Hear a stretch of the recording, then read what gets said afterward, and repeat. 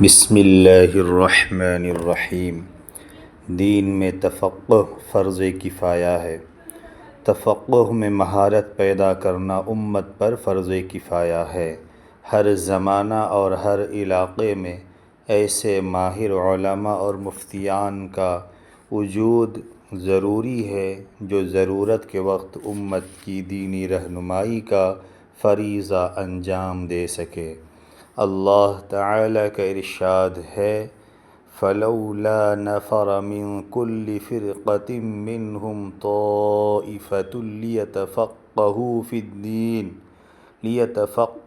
فِي الدِّينِ وَلِيُنذِرُوا قَوْمَهُمْ إِذَا رَجَعُوا إِلَيْهِمْ لَعَلَّهُمْ يَحْذَرُونَ۔ تو کیوں نہ نکلا ہر فرقے میں سے ان کا ایک حصہ، تاکہ دین میں سمجھ پیدا کریں اور تاکہ خبر پہنچائیں اپنی قوم کو جب ان کی طرف لوٹ کر آئیں، تاکہ وہ بچتے رہیں۔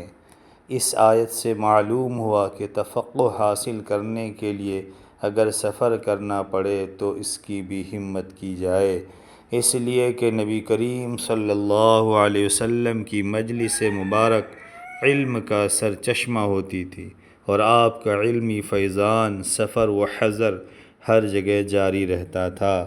اسی فیضان سے استفادے کے لیے خاص جماعت کو آپ کے ساتھ سفر کرنے کا حکم دیا گیا، اور یہ حکم قیامت تک باقی رہے گا، اور جو نائبین رسول علماء و فقہا موجود رہیں گے ان سے علمی اور فقہی استفادہ کا سلسلہ برابر جاری رہے گا انشاءاللہ تعالی۔